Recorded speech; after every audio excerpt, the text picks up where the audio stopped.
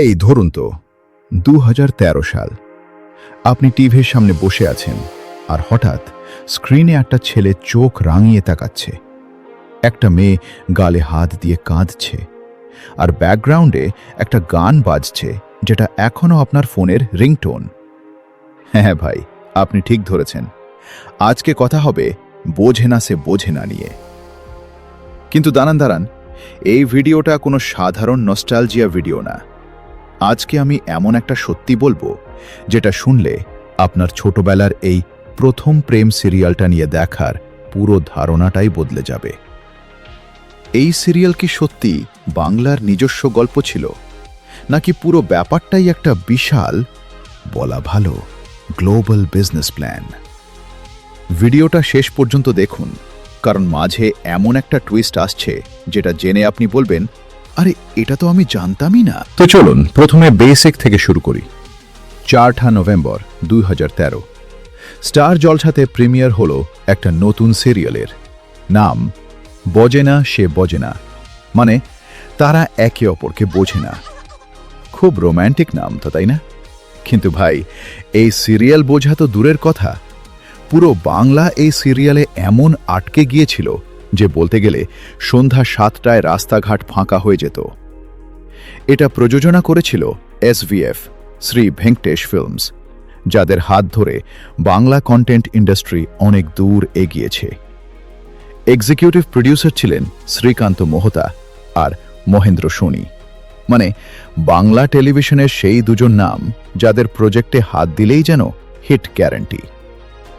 এই সিরিয়ালটা এসেছিল স্টার জলসার আরেকটা জনপ্রিয় শো তাপুর তুপুরের জায়গা নিতে। মানে ভাবুন, একটা হিট শো বন্ধ করে এটাকে আনা হয়েছিল রিস্ক নিয়ে, আর সেই রিস্কটা যে কতটা পে অফ করেছিল সেটা তো ইতিহাস বলে দেয়। সিরিয়ালটা চলেছিল প্রায় 3 বছর, আর শেষমেশ 822টা এপিসোড পার করে শেষ হয় 18 জুন 2016-তে। আর এই সিরিয়াল বাংলাকে দিয়েছিল দুটো নাম, যেগুলো এখন প্রায় ঘরে ঘরে পরিচিত: যশ দাশগুপ্ত আর মধুমিতা সরকার। এই দুজনের অনস্ক্রিন কেমিস্ট্রি সেই সময় এমন একটা ঝড় তুলেছিল যেটা আজও রিভিউ, রিঅ্যাকশন ভিডিও আর নস্টালজিয়া পোস্টে ঘুরে বেড়ায়। কিন্তু এইখানেই তো গল্প শেষ না ভাই, আসল মজাটা এখনো বাকি। এখন আমি যেটা বলবো এটা শুনে আপনাদের অনেকেরই হয়তো একটু ধাক্কা লাগবে। একটি রিপোর্ট অনুযায়ী বোঝে না সে বোঝে না আসলে বাংলার একদম মৌলিক গল্প না। এটা ছিল একটা হিন্দি সিরিয়ালের অফিশিয়াল লোকালাইজড রিমেক। এই সিরিয়ালের আসল বাবা মা হল ইস প্যার কো ক্যা নাম দুঁ, যেটা স্টার প্লাসে চলেছিল জুন 2011 থেকে নভেম্বর 2012 পর্যন্ত। এই আসল হিন্দি শোটা লিখেছিলেন গুল খান, সাথে মিশার পারভেজ আর রাজেশ চাড্ডা। প্রোডাকশন হাউস ছিল 4 লায়ন্স ফিল্মস। এখন প্রশ্ন হল, সেই রাগী ছেলে চঞ্চল মেয়ে ফর্মুলাটা কোথা থেকে এলো? ওই হিন্দি সিরিয়ালে ছিলেন বরুণ সোবতী, চরিত্র অর্ণব সিং রায়জাদা, আর সানায়া ইরানি, চরিত্র খুশি কুমারী গুপ্তা। এই জুটি সেই সময় হিন্দি টিভিতে একটা ফেনোমেনন হয়ে উঠেছিল। কিন্তু মজার ব্যাপার, এই শোটা মাত্র 405টা এপিসোডে হঠাৎ শেষ হয়ে যায়, কারণ বরুণ সোবতী প্রজেক্ট ছেড়ে দেন। কিন্তু এই গল্পটা এতটাই সোনার ডিম পাড়া হাঁস হয়ে উঠেছিল যে স্টার নেটওয়ার্ক বুঝে গিয়েছিল এটাকে শুধু একটা ভাষায় আটকে রাখলে চলবে না। তাই শুরু হলো এক বিশাল গ্লোবাল সম্প্রসারণ।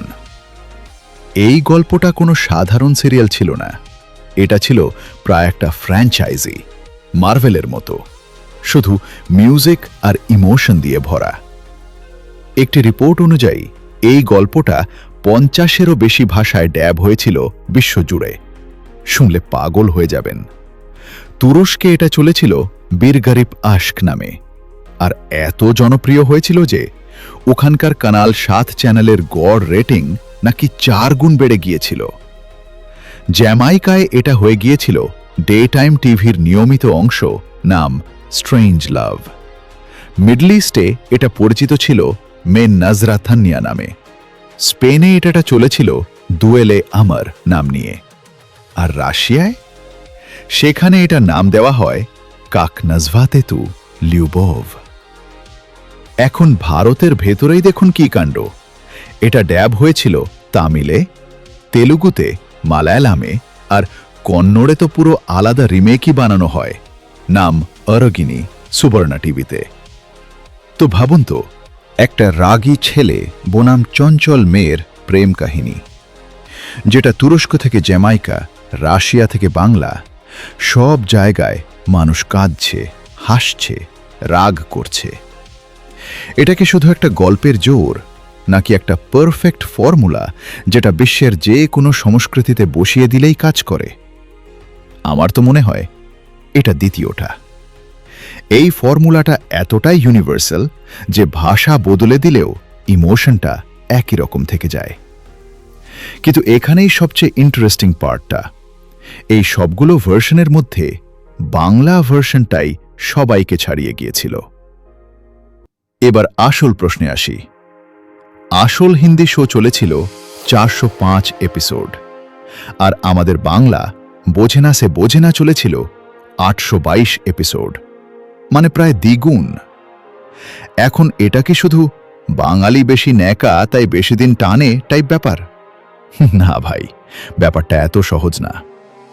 একটি রিপোর্ট অনুযায়ী এর আসল কারণ ছিল এসভিএফ এর দক্ষতা। তারা এই গল্পটাকে শুধু বাংলায় ট্রান্সলেট করেনি, বরং পুরোপুরি বাঙালি সামাজিক প্রেক্ষাপটে রিকনস্ট্রাক্ট করেছিল। আর এখানেই আমার একটা পার্সোনাল অবজারভেশন আছে। বাংলা সিরিয়াল ইন্ডাস্ট্রি সবসময় পরিবার কেন্দ্রিক নাটক নিয়ে বাঁচে। শাশুড়ি বৌমা, ভাই বোনের সম্পত্তির ঝগড়া, এসব দিয়েই আমরা অভ্যস্ত। কিন্তু বোঝে না সে বোঝে না যখন এলো, এটা প্রথমবার একটা বড় স্কেলে সিনেম্যাটিক লুকে একটা ইয়াং অ্যাডাল্ট রোম্যান্স নিয়ে এলো। এটা ছিল অনেকটা মুক্তির মতো। দর্শকরা হঠাৎ পেয়ে গেলেন এমন একটা প্রেম কাহিনী যেখানে শাশুড়ের জন্য নয়, নিজেদের জন্য কাঁদা যায়। আর সততার সাথে বলতে গেলে যশ আর মধুমিতার কেমিস্ট্রি এতটাই অর্গানিক লাগত যে দর্শকরা ভুলেই যেতেন এটা আদতে একটা কপি কনসেপ্ট। এটাই তো আসল ক্রাফটসম্যানশিপ, তাই না? একটা ধার করা গল্পকে এমনভাবে বলা যে মানুষ সেটাকে নিজের মনে করে ভালোবেসে ফেলে। এবার একটু অনেস্ট রিভিউয়ের পার্টে আসি, কারণ এই চ্যানেলে তো শুধু গুণগান গাইলে চলবে না। প্রথম কথা, ভাই, এই ধরনের সিরিয়ালের একটা ট্রেডমার্ক জিনিস কি জানেন? লিপ। মানে গল্প চলছে চলছে, হঠাৎ একদিন স্ক্রিনে লেখা আসবে 5 বছর পর, আর চরিত্রের চেহারা বদলে গেলেও পুরনো সমস্যাগুলো ঠিক আগের মতোই আছে। এই ফর্মুলা যে কতবার বাংলা সিরিয়ালে রিপিট হয়েছে গুনতে গেলে ক্যালকুলেটর লাগবে। দ্বিতীয়ত, মিসআন্ডারস্ট্যান্ডিং নিয়ে যে নাটক হয়, ভাই, একটা ফোন কল করলেই তো পুরো কনফ্লিক্ট মিটে যায়।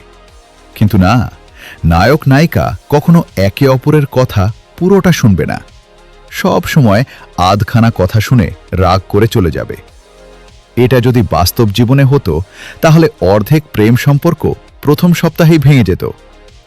কিন্তু এসব সিরিয়াল ক্লিশে থাকা সত্ত্বেও আমি অনেস্টলি বলবো, এই সিরিয়ালের emotional build up, music placement আর সেই বিখ্যাত রেইন সিকোয়েন্সগুলো, সেগুলো এতটাই ভালোভাবে বানানো ছিল যে ক্লিশে জেনেও মানুষ বারবার দেখেছে। এটাই তো প্যারাডক্স। জানি এটা প্রেডিক্টেবল, তাও চোখ সরাতে পারি না।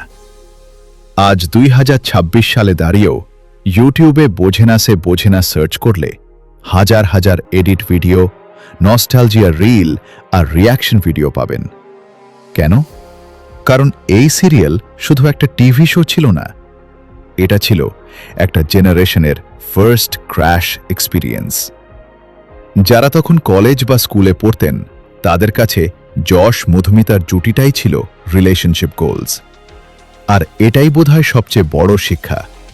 একটা কন্টেন্ট, সেটা যতই কপি হোক না কেন, যদি সেটাকে সঠিক জায়গায় সঠিক মানুষদের দিয়ে সঠিক সময়ে বানানো হয়, সেটা নিজের একটা আইডেন্টিটি তৈরি করে ফেলে। বোঝে না সে বোঝে না, সেই কাজটাই করেছিল। এই ছিল বোঝেনা সে বোঝেনার আসল গল্প। একটা হিন্দি শো থেকে শুরু হয়ে বিশ্বের 50টারও বেশি ভাষা পেরিয়ে শেষমেশ বাংলায় এসে একটা লেজেন্ড হয়ে ওঠার কাহিনী। আপনাদের কি মনে হয়, এই সিরিয়াল কি সত্যিই তার নিজস্ব পরিচয় তৈরি করতে পেরেছিল, নাকি এটা শুধু একটা ভালো কপি ছিল? নিচে কমেন্টে জানান। আর হ্যাঁ, আপনার ফেভারিট সিন কোনটা ছিল সেটাও লিখতে ভুলবেন না। যদি এই ধরনের অনেস্ট ডিপ ডাইভ রিভিউ ভালো লাগে তাহলে চ্যানেলটা সাবস্ক্রাইব করে রাখুন, কারণ আমরা এভাবেই বাংলা এন্টারটেইনমেন্ট ইন্ডাস্ট্রির আসল গল্পগুলো খুঁড়ে বের করে আনি। দেখা হচ্ছে পরের ভিডিওতে।